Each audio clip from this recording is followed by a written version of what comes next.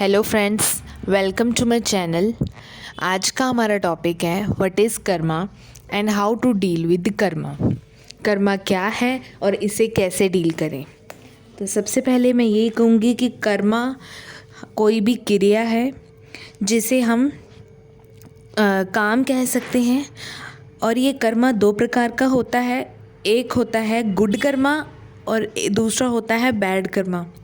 और ये हम पे डिपेंड करता है कि हमने कौन से जो है कर्मा क्रिएट करना है। अच्छा गुड कर्मा क्रिएट करना है और बैड कर्मा क्रिएट करना है।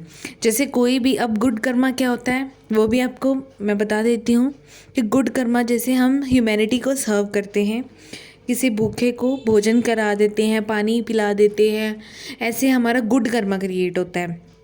और अगर हम बैड कर्मा अदर साइड में अगर हम बात करें, बैड कर्मा वो होता है जैसे हम किसी का नुकसान कर देते हैं, किसी को बद्दुआ देते हैं, या फिर किसी के बारे में अगर हम बुरा मन में भी सोचते हैं ना, तो इस पे भी हमारा बैड कर्मा डेफिनेटली क्रिएट होता है।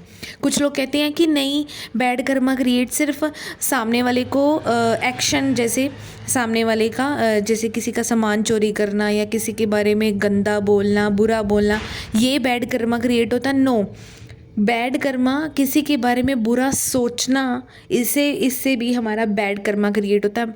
हमारे जो थॉट्स हैं वो बैड हो जाते हैं, ठीक है, इससे बैड कर्मा क्रिएट होता है। तो ये इंसान के ऊपर डिपेंड है कि कौन सा क्रिएट करना है। बट इसमें ये मैं बात बता देती हूँ कि अगर आपने अच्छे कर्म किए हैं ना, तो उसका जो फल है वो भी आपको मिलेगा ही मिलेगा डेफिनेटली। अगर आपने बुरे किए हैं तो उसका भी फल गॉड देते ज़रूर हैं, बट ये गॉड डिसाइड करते हैं, ये गॉड के ऊपर होता है कि अच्छे और बुरे कर्म का जो फल है वो इस जन्म में मिलना है या फिर किसी और जन्म में, ये गॉड डिसाइड करते हैं, ये हमारे हाथ में नहीं होता। जैसे एग्ज़ाम्पल देती हूँ, एग्ज़ाम्पल बहुत ही कर्मा की, जो कर्मा को नहीं मानते हैं स्पेशली उनके लिए एग्ज़ाम्पल है।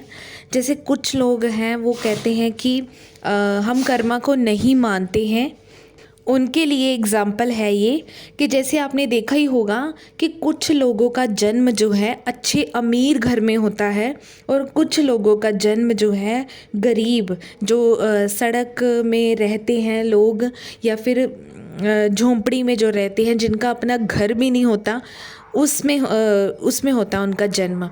तो ये है कर्मा।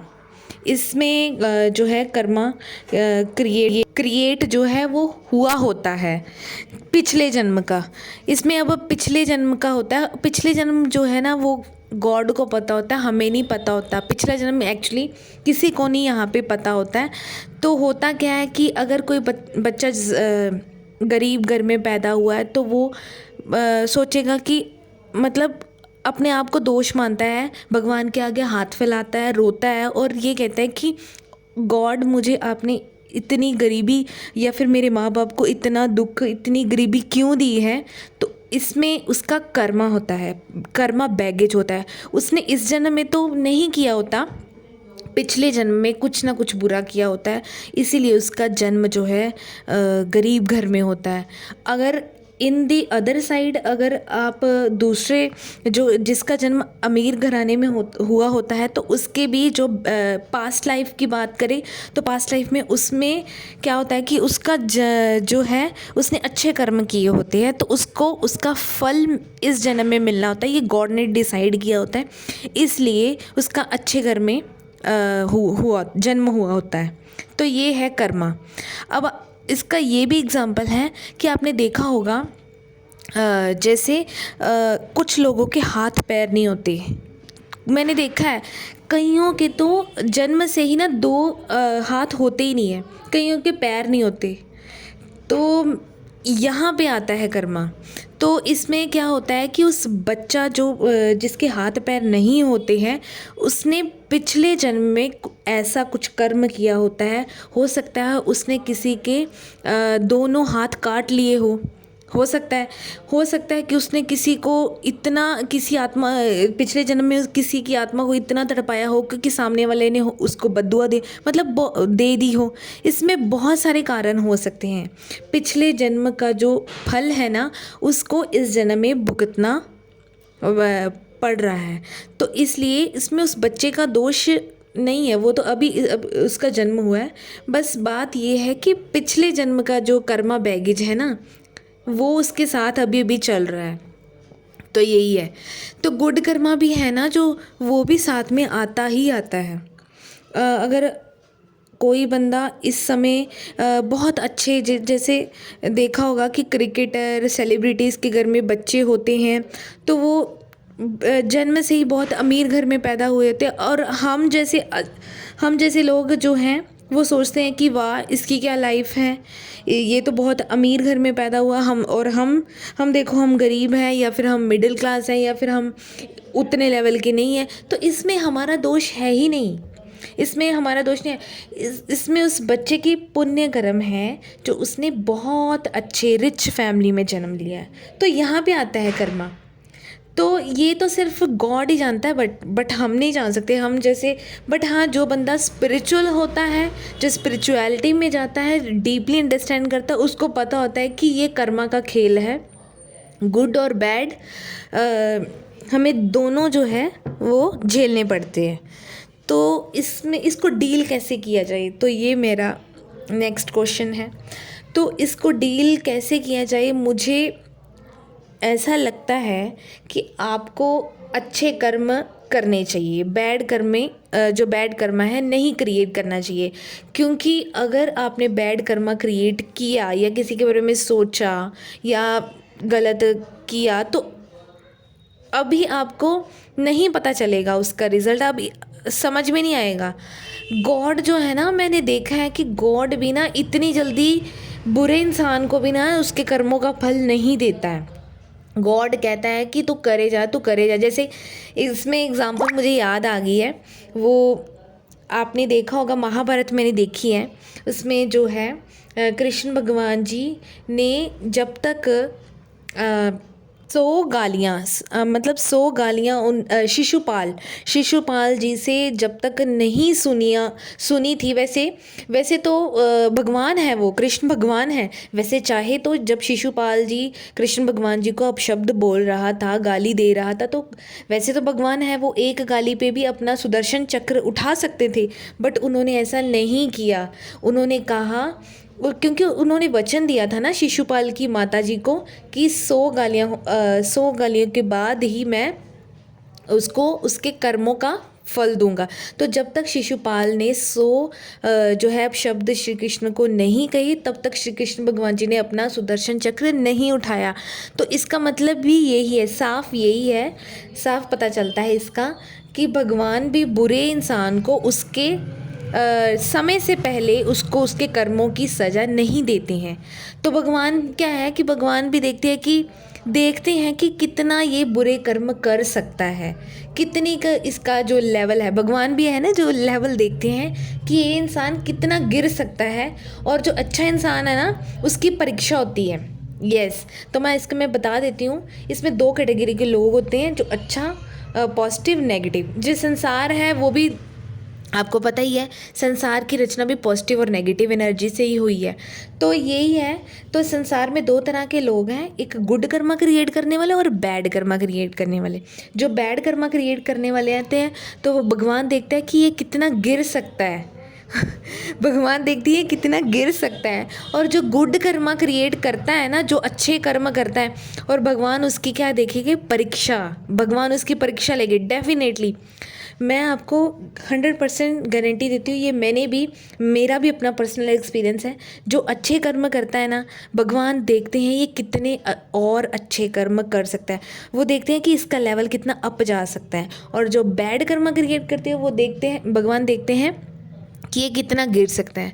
ठीक है। और अच्छे इंसान की परीक्षा होती है, और बुरे इंसान को भगवान कुछ नहीं, कोई परीक्षा नहीं होती उसका सिर्फ लेवल देखती है कितना गिर सकता है। तो फिर क्या होता है कि इस जन्म में वो भगवान जो है वो बुरे इंसान का लेवल तो देख लेते हैं कि हाँ ये कितना गिर सकता है, भगवान को पता भी चल जाता है कि ये इतना कुकर्म कर सकता है। फिर भगवान क्या करते हैं कि उसे उसके पापों का फल, बुरे कर्म का जो फल है वो उसके आने वाले जन्म में लिख देते हैं। जो भाग्य विधाता होते हैं वो भगवान जो है वो उसके आने वाले जन्म में उसका जो कर्म फल है बुरे कर्म का वो लिख देते हैं। तो हम जैसे लोग क्या होते हैं, हम जैसे लोग जो है ना वो सोचते हैं कि अरे अच्छे इंसान के साथ बुरा होता है और बुरे इंसान के साथ अच्छा होता है ना। जिनको नहीं ना नॉलेज होती वो यही समझ लेते हैं कि नहीं भगवान नहीं है, भगवान जो है वो भेदभाव करता है, भगवान बुरे इंसान को कुछ कहता नहीं है। नहीं, ऐसी बात नहीं है। भगवान बुरे इंसान को उसका कर्म फल दुगना देता है।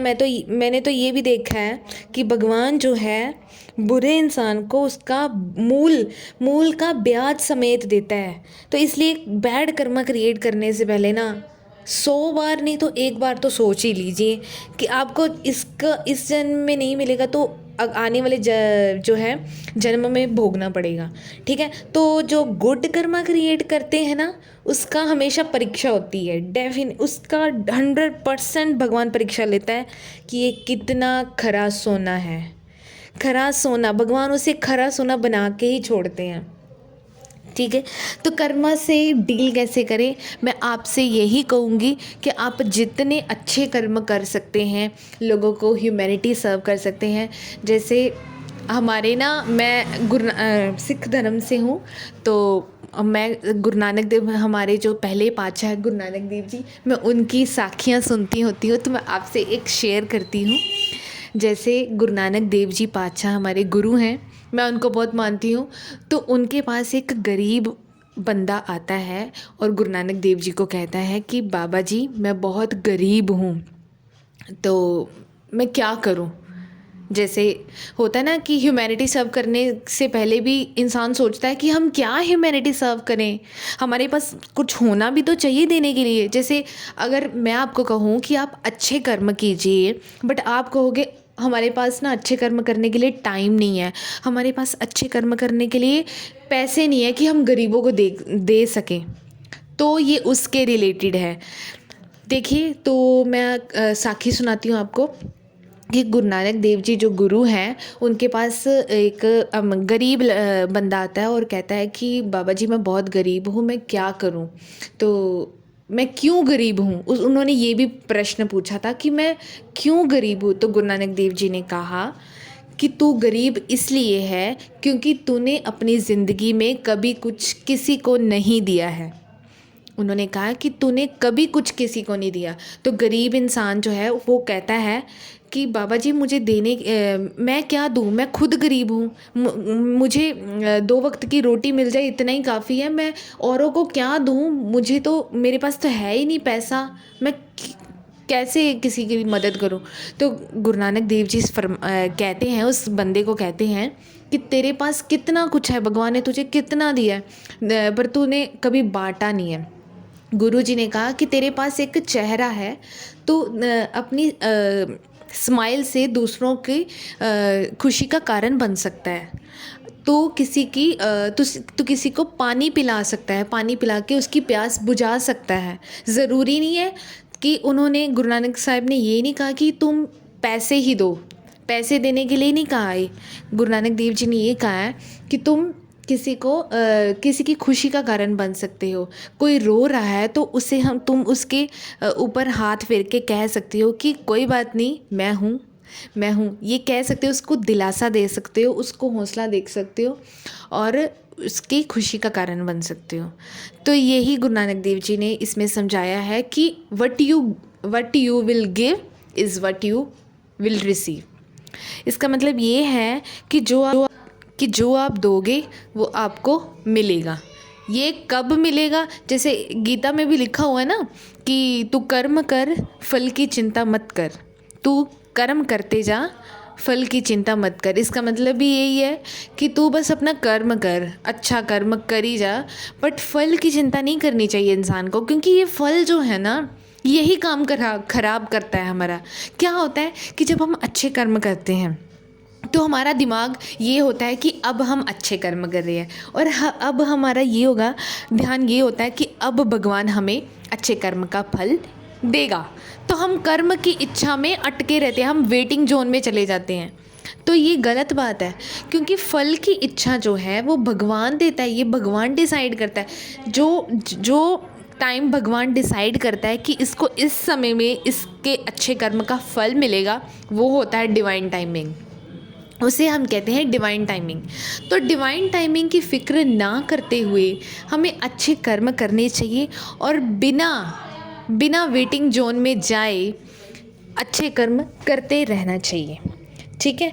और उसके बाद मैं आपको ये कहूँगी कि इसको कैसे डील करना चाहिए। जैसे अच्छे कर्म हम करते हैं वो भी निस्वार्थ होने चाहिए। निस्वार्थ के बारे में अभी मैंने आपको बता दिया कि कर्म कर और फल की चिंता मत कर। ठीक है, ये भी हो गया। और हमें कर्मा से ऐसे डील करना चाहिए कि जैसे अगर हम अच्छे कर्म करते हैं तो ये जो अच्छे कर्म है उसका फल भी भगवान को ही सरेंडर करना चाहिए।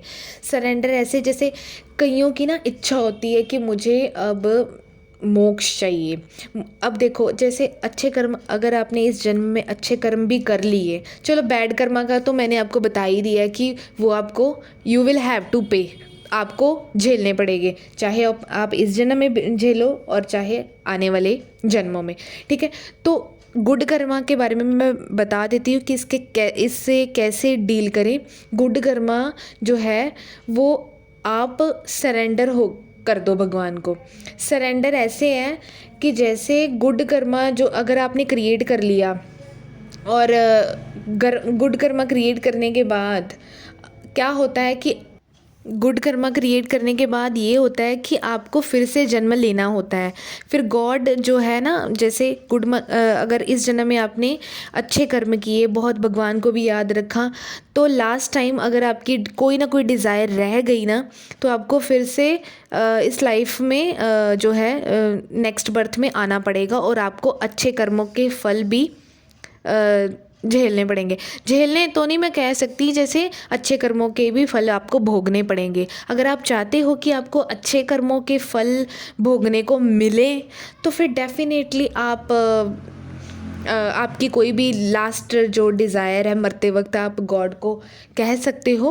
वैसे मैं तो यही कहूँगी कि अगर आपने अच्छे कर्म किए हैं, भगवान को साथ में रखा है, तो लास्ट टाइम में आपकी कोई डिज़ायर नहीं होनी चाहिए, क्योंकि जिसने भगवान को ही मांग लिया उसने फिर अच्छे कर्म या बुरे कर्म क्या, फिर तो इंसान ना जो है अच्छे बुरे से ऊपर उठ जाता है। यही है। तो आप इनसे ये डील करो कि जो अच्छे कर्म है वो आप भगवान को सरेंडर कर दो, और बुरे कर्म जो है वो करो ही मत। ऐसे ऐसे आप जो है ना वो वाली स्टेज में पहुंच जाओगे, 7वें आसमान की स्टेज में पहुंच जाओगे, और मैं तो यही कहूँगी कि आपको भगवान मिल जाएगा। भगवान मिलना का मतलब ये है कि आप डिवाइन की फॉर्म में आ जाओगे। यस। तो हर इंसान का आपको मोक्ष मिल जाएगा जीते जी, अगर आप अच्छे कर्म भी भगवान को सरेंडर करते हो। सरेंडर का मतलब क्या होता है? सरेंडर का मतलब होता है कि भगवान, मैंने अपनी ज़िंदगी तुझको समर्पित की, अब तू देख, अब तू मुझे जैसे नचाएगा अपनी उंगलियों पे, मैं वैसे ही नाचूंगी या नाचूंगा। ये होता है। और इसमें अगर भगवान का ये रोल है कि भगवान, अब आपने अगर अपनी ज़िंदगी भगवान को सरेंडर कर दी है ना, तो सरेंडर का मतलब ही यही होता है कि भगवान आपको सुख में रखे या दुख में रखे, आपको सदा आनंद चित्त, जैसे होता है ना सच्चित आनंद, वैसी वैसी अवस्था आपको प्राप्त हो जाएगी। तो मैं यही कहूँगी कि अच्छे कर्म की भी आस मत लगाइए। गीता का जो भगवान श्री कृष्ण कहते हैं ना कि कर्म कर फल की चिंता मत कर, ऐसे बन जाइए। जिस दिन आप ऐसे बन जाओगे ना, तब आपको भगवान मिलेगा, अपने अंदर ही मिलेगा डेफिनेटली। तब मैं कहूँगी कि आप जो है वो आपका जो जीवन का लक्ष्य है ना, उसे आप प्राप्त कर चुके हो। तो जीवन का तो यही लक्ष्य है, मोक्ष को प्राप्त करना। सभी यहाँ पे आत्माएं घूम रही हैं, कोई माँ बना है, कोई पिता बना है, कोई बहन भाई, और अपने कर्मा को जो है वो झेल रहा है। जैसे कोई बंदा बिजनेसमैन है, कोई बंदा एम्प्लॉय है सिंपल, कोई बंदा लेबर कर रहा है, तो ये क्या है, कर्मा को झेल रहे हैं। तो आपको क्या है कि अच्छे कर्म भी है जो भगवान को अर्पित कर देने चाहिए अपने, मेरे अकॉर्डिंगली ऐसे ही कर्मा को डील करना चाहिए। अगर आप अच्छे कर्म भी भगवान को समर्पित करते हैं तो भगवान आपको परमानंद की स्थिति में रखता है। 24 घंटे आप भगवान की भक्ति में लग जाते हो, भगवान को नहीं भूलते हो, और भगवान स्वयं आपके अंदर विराजमान रहता है। 24 घंटे आपकी ध्यान रखता है, आपको कभी दुखी नहीं देखता, दुखी देख ही नहीं सकता भगवान। फिर आप कह लो कि आप स्वयं परमात्मा का रूप बन जाते हो, मैं तो यही कहूँगी। तो यही मानव जीवन का जो है ना लक्ष्य है, मोक्ष को प्राप्त करना। तो मैं यही कहूँगी कि बैड कर्मा अगर आपका है तो आप भगवान से माफ़ी मांगिए, ठीक है। दिन रात भगवान के आगे, जब भी आप भगवान के पास जाइए तो यही कहिए कि हे परमात्मा, पिछले जन्म में अगर मेरे जो भी कुकर्म रहे हैं वो मुझे प्लीज़ आप माफ़ कर दीजिए। दिन रात आपको माफ़ी मांगनी पड़ेगी, तब जाके भगवान जो है ना बुरे कर्मों की सज़ा कम करता है। मैं ये नहीं कहती कि माफ़ करता, माफ़ किसी को नहीं करता, इसी जन्म में सभी को भोगना पड़ता है। बट भगवान क्या करता है कि थोड़ा सा डिस्काउंट दे देती है, क्योंकि हम फिर भगवान के आगे रोते हैं ना, तो भगवान हमें रोता देख नहीं सकते। तो क्या होता है कि बुरे कर्म का थोड़ा कम कर देते हैं, उसका डिस्काउंट लगा देते हैं, ऐसे आप कह सकते हो, ठीक है। तो बुरे कर्म का यही आप बुरे कर्म, अगर आपको लगता है कि आपकी लाइफ में बहुत स्ट्रगल है, बहुत कुछ आपने झेला है, तो फिर आप भगवान के पास जाइए। सुबह शाम को और रात को, तीनों टाइम अपने कर्मों की माफ़ी मांगिए। होपोनोपोनो प्रेयर है ना, वो करिए रोज़, तब जाके भगवान आपको माफ़ करेगा, ठीक है। और जो गुड कर्मा वाले, जो जिसकी लाइफ में बहुत अच्छी चल रही है और अब भी अच्छे कर्म कर रहे हैं ना, तो उनसे मैं यही कहूँगी कि अच्छे कर्म को आपको भगवान के आगे समर्पित कर देना चाहिए। अगर आप अच्छे कर्म कर रहे हो तो भगवान के पास जाके ये कहना चाहिए कि हे परमात्मा, ये तेरी ही कृपा है कि तूने मुझ पे कृपा की है और मैं अच्छे कर्म कर रहा हूँ। इसमें अहंकार नहीं आना चाहिए, नहीं तो अहंकार सर्वनाश का कारण बन जाता है, ठीक है। ये नहीं कहना, बस यही कहना है कि मैं अच्छे कर्म कर रहा हूँ, वो भी तुझे समर्पित है। बस ऐसे आप दोनों कर्मा से डील कर सकते हैं, ठीक है। खुश रहिए दोस्तों, थैंक यू। और जाते जाते मैं यही कहूँगी कि मेरी वीडियोस को शेयर कीजिए ज़्यादा से ज़्यादा लोगों तक।